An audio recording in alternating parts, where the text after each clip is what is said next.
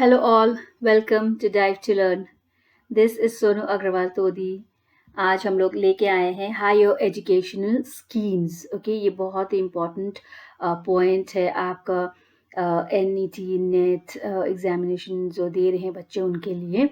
तो इसमें different schemes हैं. आज हम लोग लेके आए हैं शोध गंगा एंड विद्या वीरता का. ठीक है, तो before we understand what is Shodhganga and विद्या वीरता, don't forget to like, share and subscribe Dive to Learn. So let us start. Okay, शोध गंगा. शोध गंगा फर्स्ट ऑफ ऑल क्या है वो हम लोग जान लेते हैं. ठीक है, सो शोध गंगा अ रिजर्वर ऑफ इंडियन थीसिस. ठीक है, तो क्या है ये? एक बैंक जैसे है जहाँ पे हम इंडियन लोग हैं वो अपने थीसिस को वहाँ पे जमा कर देते हैं. ठीक है, इट इज अ रिजर्व करके आपके थीसिस को इस जगह पे रखा जाता है. उस जगह का नाम क्या है? शोध गंगा. ठीक है, दैट इज कॉल्ड शोध Ganga. Theses and dissertations are known to be the rich and unique source of information, often the only source of research work that does not find its way into various publication channel.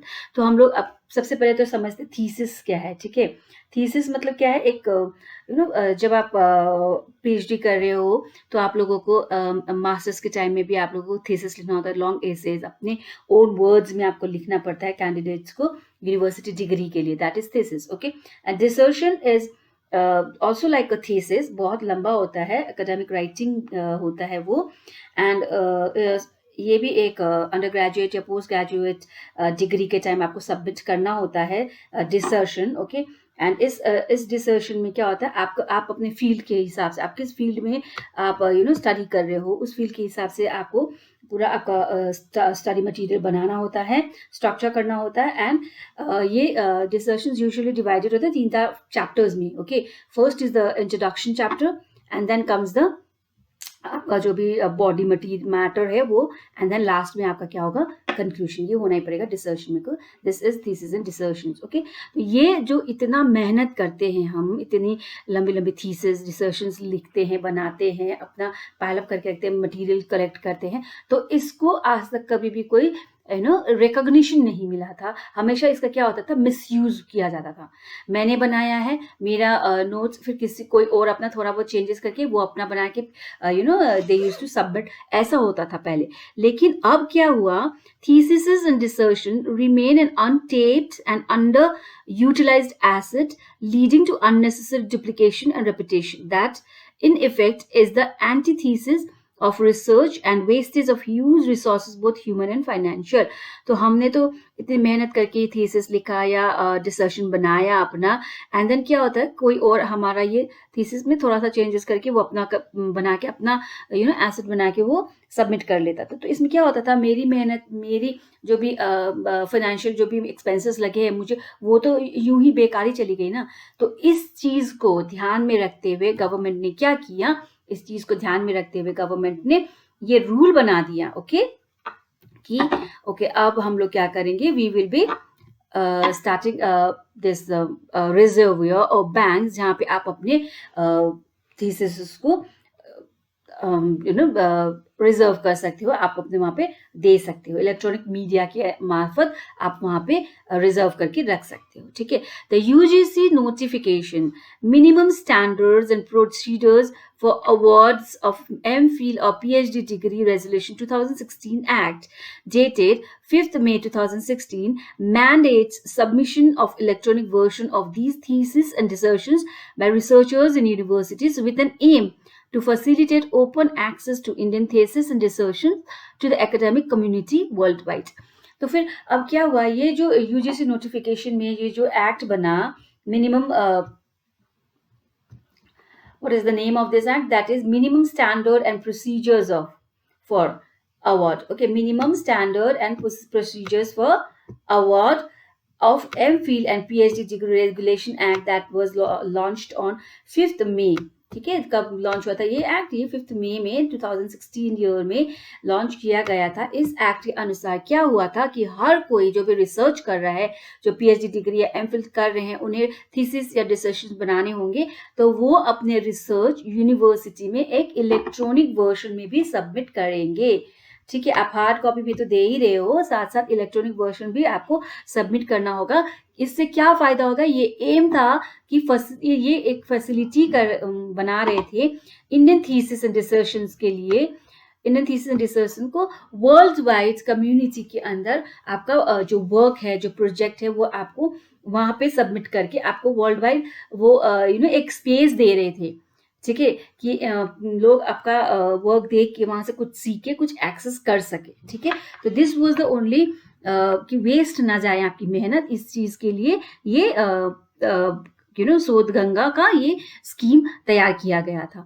Online availability of electronic thesis through centrally maintained digital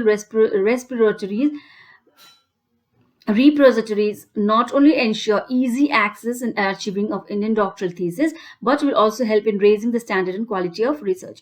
तो इसमें क्या था, electronic thesis का ये submit होना ही पड़ेगा। इसका main reason क्या था, इसका मेन रीजन ये था कि ये इजीली एक्सेसिबल हो, जब हमें जरूरत पड़े इजीली एक्सेसिबल मिल जाए हमें। और इंडियन डॉक्टरल थीसिस, जो भी डॉक्टर्स या पीएचडी या एमफिल कर रहे हैं, उनके थीसिस जो है उससे जो भी उन्होंने रिसर्च किया है, आगे जनरेशन में उनकी रिसर्च से आप कुछ पॉइंट्स कलेक्ट करो, रिसर्च पढ़ो, एंड देन उस रिसर्च के स्टैंडर्ड को और हाई लेके जाओ। इसके लिए भी क्वालिटी बढ़ाओ उस रिसर्च का, इसके लिए भी ये बैंक में या रिजर्व में इसको जमा किया गया था। ओके, इलेक्ट्रॉनिक मीडिया के मार्फत।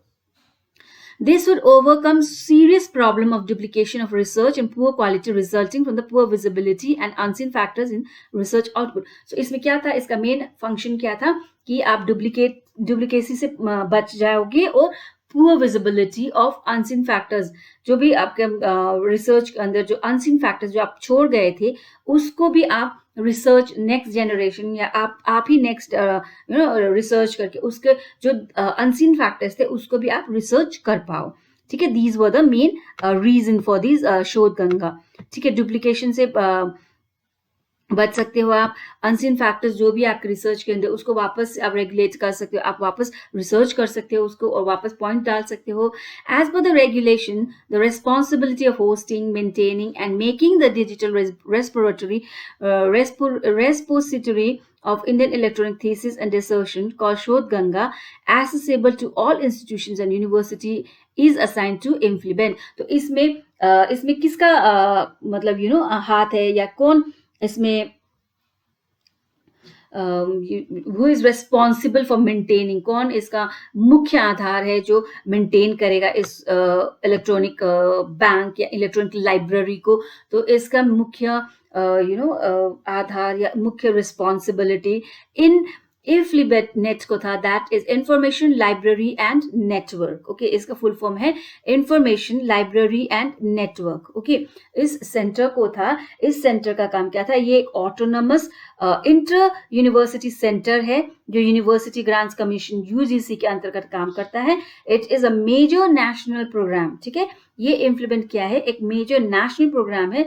क्यों स्टार्ट किया गया था, यूजीसी ने इसे स्टार्ट किया था मार्च 1991। मतलब इसका काम मुख्यतः काम क्या था, ये जो भी वर्चुअल नेटवर्क या वर्चुअल आप जो भी आपका काम यहाँ पे जमा कर रहे हो उसको प्रॉपरली मेंटेन करना। ठीक है, उसको प्रॉपरली मेंटेन करना, प्रिजर्व करना, उसको प्रॉपरली प्रेजेंट करना, और जो भी कोई भी कहीं से भी ढूंढे अगर इसको ऑन अ नेट या आपका इंटरनेट में ढूंढे तो आसानी से उपलब्ध हो। ये सब चीजों का मेन रिस्पॉन्सिबिलिटी इस InfliNet यानी कि इंफॉर्मेशन लाइब्रेरी एंड नेटवर्क का जिम्मा था। ठीक है, excuse me. And then Shodh Ganga is name coined to denote digital repository of Indian electronic thesis and dissertation set by the Implement Center. So हम लोगों ने अभी थोड़ी देर पहले पढ़ लिया इंफॉर्मेशन, ये किसने कॉइन किया था, ये नाम किसने दिया था। ये नाम इसको इसीलिए मिला था क्योंकि ये डिजिटल रिपोजिटरी है of Indian electronic thesis and desertion.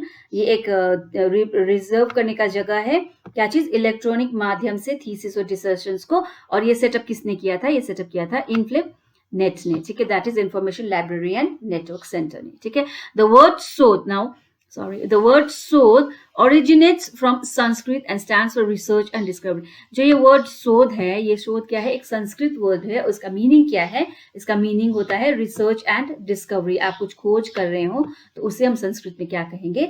शोध. The Ganga is the holiest, largest and longest of all rivers in Indian subcontinent. ये हमें सबको पता है कि गंगा इंडिया का सबसे holiest, purest, largest longest river है. और ये क्या सिंबल करता है? ये एज लॉन्ग कल्चर और सिविलाइजेशन, हमारी इंडियन सिविलाइजेशन कल्चर को ये सिंबलाइज करता है. ठीक है, Ganga river overflowing, ever flowing, ever loved and revered by its people. हमेशा इसको पूजनीय भी माना जाता है, सब इसे प्यार करते हैं और रिस्पेक्ट करते हैं this holy river Ganga ko, and has held India's heart captive and drawn unaccounted millions to her banks since the dawn of history. तो जब से गंगा का आगमन हुआ है सृष्टि पे, तब से लेके आज तक गंगा सबका उद्धारी करती आई है ना. तो इसी वजह से भी इस जो रिसर्च सेंटर था जहाँ पे ये सारे रिजर्व करके रखे गए थे थीसिस एंड डिसर्शन, इसका नाम भी क्या रखा गया था? शोध गंगा. बिकॉज शोध मीन्स खोज. आपका रिसर्चर्स जो खोज है उसको गंगा की तरह पवित्र करके वहां पे रखा गया था. ठीक है, शोध Ganga stands for the reservoir of Indian intellectual output stored in a repository hosted and maintained by the Influence Center. तो ये क्या था? एक रिजर्वर था जहाँ पे सारे हमारे इंडियन सारे इंटेलेक्चुअल आउटपुट्स थे, जहाँ जो रिसर्चर्स थे उनके इंटेलेक्चुअल आउटपुट जितने भी उन्होंने किए थे रिसर्च, उस सबको वहां पे मेंटेन करके रखा गया था इन्फ्लिबनेट में. ठीक है, The Srodh Ganga at the Inflibenet is set up using an open source digital repository software called DSpace, developed by MIT, that is Massachusetts Institute of Technology, in partnership between Hewlett Packard. अब यह क्या था? शोध गंगा का setup कैसे हुआ था? एक सोर्स था डिजिटल रेस्पिरेटरी सॉफ्टवेयर के हिसाब से इसका सेटअप किया गया था. ओपन सोर्स ये था, that is D space. Okay, developed by the Massachusetts institute of technology, जिन्होंने डेवलप किया था. उनके सेटअप के आधार पर ये इन्फ्लुबेंट का ओपनिंग हुआ या सेट किया गया था. And this was the partnership between Hewlett Packard. Okay, the DSpace uses internationally recognized protocols and interoperability standards. Shodh Ganga provides a platform for research scholars to deposit their PhD thesis and make it available to entire scholar community in open access. तो इसमें क्या था? DSpace का क्या काम था? ये internationally recognized protocols तो भी थे. ठीक है, एक किसी भी डिजिटल माध्यम को या डिजिटल लाइब्रेरी को अगर काम करना होता है तो उसे एक इंटरनेशनल स्टैंडर्ड के लेवल पे काम करना होगा, so that people all over the world can access it. सारी दुनिया से लोग इसको यूज कर सके. राइट, आप किसी भी कोना में हो दुनिया के, वहां से आप इसको एक्सेस कर सको. तो इसी एक्सेस को काबिल बनाने के लिए जब इन्फ्लुबेंट्स को इंटरनेशनल रिकग्नाइज प्रोटोकॉल्स के अनुरूप ऑपरेबल बनाया गया था, वो कौन था? किसके माध्यम से बनाया गया था? डी स्पेस के माध्यम से. ठीक है, डी स्पेस एक सॉफ्टवेयर था जिसके माध्यम से ये ऑपरेबल था. ठीक है, the repository has the ability to capture, index, store, disseminate and preserve ETDs, that is electronic thesis and dissertation submitted by the researchers. तो इसके पास क्या था? ये रिपोजिटरी क्या क्षमता थी कि ये वहां पे आराम से कैप्चर करके इंडेक्स वाइज लगा के आपका स्टोर करके डिसमिनेट करके इसको प्रिजर्व करके रख सकते थे, सो दैट आप कभी भी उसको ढूंढो, आप गूगल करो तो आराम से आपको ये मिल जाए. ठीक है, The DSpace support open archives initiative protocols for metadata harvesting and uses a qualified version of Dublin Core schema for its metadata. So DSpace कैसे ये worldwide access करता था? It was because it had this open initiatives protocol for metadata harvesting. तो इसका full form OAIPMH. OAIPMH इसका full form Open Archive Initiatives and Protocol for Metadata Harvesting. इसमें ये use करता था for a qualified version of Dublin core schema for its metadata. जो metadata use करना होता था एक क्वालिफाइड वर्जन यूज करता था. ठीक है, इसलिए this was very effective. The influence centre promotes setting up of institutional and ETD repositories in the members universities and OAIPMH complaint softwares. कि ये कहाँ पे प्रमोट होता था, कहाँ पे यूज होता था, ETDT रिपोजिटरीज, जो यूनिवर्सिटीज इसके अनुरूप मेंबर्स बने हुए थे, जो रिपोजिटरीज शोध गंगा के अनुरूप उसके सारे रूल्स एंड रेगुलेशंस को फॉलो करते थे, उन मेंबर्स को ये इजीली एक्सेसिबल था, और by using A OAI-PMH complaints software, जो ये सॉफ्टवेयर यूज कर रहे थे वो इसको इजीली एक्सेस कर सकते थे. A number of member universities have already set up their institutions and ETD repositories using either DSpace or other OMH complaint institutional repository software. तो बहुत सारे यूनिवर्सिटीज आज के डेट में ऐसे हैं जो जिनको ये इलेक्ट्रॉनिक थीसिस एंड डिसर्शन इसको रिपोजिटरी इनको चाहिए होता है, बिकॉज इट इज मैंडेटरी. आज के डेट में ये मैंडेटरी है कि आप कभी भी कोई भी थीसिस करो या डिसर्शन सबमिट कर रहे हो, आपको इलेक्ट्रॉनिक मीडिया, आपको इलेक्ट्रॉनिक एक इसका सबमिट करना ही पड़ेगा. ठीक है, तो इलेक्ट्रॉनिक थीसिस एंड डिसर्शन को सबमिट करने के लिए एक इलेक्ट्रॉनिक जगह भी तो चाहिए, रिजर्व भी तो चाहिए आपके लिए. तो वो क्या था, ये शोध गंगा था. और ये यूनिवर्सिटीज क्या करते थे, ये यूनिवर्सिटीज इधर DSpace यूज करते थे, और OAI-PMH that is open archive initiative protocol for metadata harvesting, इस टाइप के सॉफ्टवेयर्स को यूज करके बहुत सारे यूनिवर्सिटीज ने क्या किया, इलेक्ट्रॉनिक थीसिस एंड डिसर्शंस को अपने रिजर्वियर्स में सेव कर लिया. It would be possible for universities having sufficient network and computing infrastructures to maintain their own ETD repository wherein their research scholars could deposit e-versions of their thesis and dissertations. So it would be possible for universities having sufficient network of computing infrastructures. बड़े बड़े universities में, विश्वविद्यालय में अगर sufficient network of computing infrastructures हैं, तो वो क्या करते थे, वो अपना खुद का एक रिपोजिटरी बना लेते थे, अपने खुद का एक रिजर्वियर बना लेते थे, जहां उनके कैंपस के, उनके यूनिवर्सिटी के रिसर्चर्स जो होते थे वो अपना रिसर्च जो भी है वो उसको ई वर्जन में और इलेक्ट्रॉनिक वर्जन में उसको वहां पे डिपॉजिट कर देते थे. ठीक है, moreover they can use Shodhganga to host their thesis as backup archives.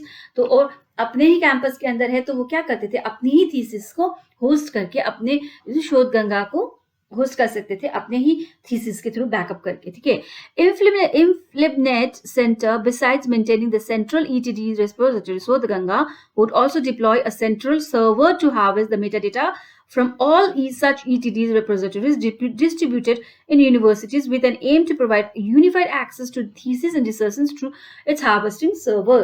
तो ऐसा था कि इम्प्लीमेंट सेंटर ऐसा नहीं था कि जो भी खुद रिजर्व करके रखता था या लोग लाके वहां पे रिजर्व करने के लिए देते थे या सबमिट करते थे, उसी को सिर्फ ये मेंटेन करता था या इसी को सिर्फ प्रोवाइड सेव करके रखता था. ऐसा नहीं था. जो भी सेंट्रल ETD रिपोजिटरी गंगा से जुड़ा था या ये इलेक्ट्रॉनिक थीसिस एंड डिसर्शंस को रिपोजिटरी अपने अपने कैंपसेस, अपने अपने यूनिवर्सिटीज में भी ये सेव करके रखते थे, उन सब को भी ये क्या एम करता था कि उसको एक जगह पे लाके यूनिफाई करके एक ही सेंटर में लाके रखा जाए, so that for tomorrow the thesis and dissertations would be very easily accessible for other people. जो भी उनको वहां से कुछ ज्ञान प्राप्त करना चाहे, कुछ सीखना चाहे, तो वहां से इजीली एक्सेसिबल हो, उसके लिए वो यूनिफाई करके सब जगह से ये इलेक्ट्रॉनिक थीसिस एंड डिसर्शंस को लाके इसको एक जगह पे यूनिफाई करके रखते थे, इकट्ठा करके रखते थे. ठीक है, दैट वाज द इम्प्लीमेंट का एक ऑब्जेक्टिव ये भी था. ठीक है, नाउ नेक्स्ट इज विद्या वीरता अभियान. व्हाट इज विद्या वीरता अभियान? विद्या मतलब पढ़ाई, वीरता मतलब वीर कर्म है ना, और अभियान मतलब द वर्क और अभियान. विद्या वीरता अभियान किस चीज से रिलेटेड है वो देख लेते हैं. It is to encourage universities to display portraits of Paramvir Chakra decorated shoulders. तो इसमें क्या था कि परमवीर चक्र से जो भी शोल्डर्स को हम सम्मानित करते थे, हर यूनिवर्सिटीज को इस चीज के लिए एनकरेज किया जाता था, प्रोत्साहित किया जाता था कि आप ऐसे परमवीर चक्र वाले जो भी रिसीवर्स हैं उन्हें अपनी अपनी यूनिवर्सिटीज में डिस्प्ले करे, पोर्ट्रेट करे, so that the younger generation जो स्टूडेंट्स आपके कैंपसेस में एस्पायर पढ़ रहे हैं उनमें भी ये पेट्रियोटिक फीलिंग आए, वो भी देश के लिए कुछ कर पाए, इस तरह का फीलिंग जागृत करने के लिए ये अभियान शुरू किया गया था। ठीक है, तो objective is to install a sense of nationalism and patriotism among the students. तो मैंने कहा ना जैसे कि क्या था मेन रीजन इस अभियान को स्टार्ट करने का, कि बच्चों में नेशनलिज्म एंड पैट्रियटिज्म, देशभक्ति का भावना जागृत करने के लिए ये अभियान स्टार्ट किया गया था। Okay, universities and educational institutions across the country will have a wall of heroes depicting portraits of soldiers who showed extraordinary courage in defending the nation. तो ऐसा ये अभियान में क्या था कि एक ऐसा वॉल होना चाहिए हर यूनिवर्सिटी में, हर एजुकेशनल इंस्टीट्यूशन में अक्रॉस ऑल ओवर इंडिया, कि मतलब वहां पे ऐसे हीरोज के पिक्चर्स आप डिपेक्ट करो, वहां पे लगाओ, पोर्ट्रे करो, और सोल्जर्स जिन्होंने देश के रक्षा के लिए, सुरक्षा के लिए एक्स्ट्राऑर्डिनरी करेज, एक्स्ट्राऑर्डिनरी बहादुरी दिखाई थी, ऐसे परम वीर चक्र प्राप्त लोगों को, सोल्जर्स को हमें वहां पे पोर्ट्रे करना पड़ेगा। ये अभियान था विद्या वीरता का। Okay, and the main objective of this was to install और जागृत करना था राष्ट्र एकता, राष्ट्रभक्ति बच्चों के अंदर। ठीक है, this was the only reason. ठीक है, विद्या वीरता अभियान का। Okay, so this much for today. Hope you liked the video. Don't forget to like, share and subscribe. Drive to learn. ऐसे ही schemes हम और भी लेके आएंगे, so stay tuned for the other videos. Thank you.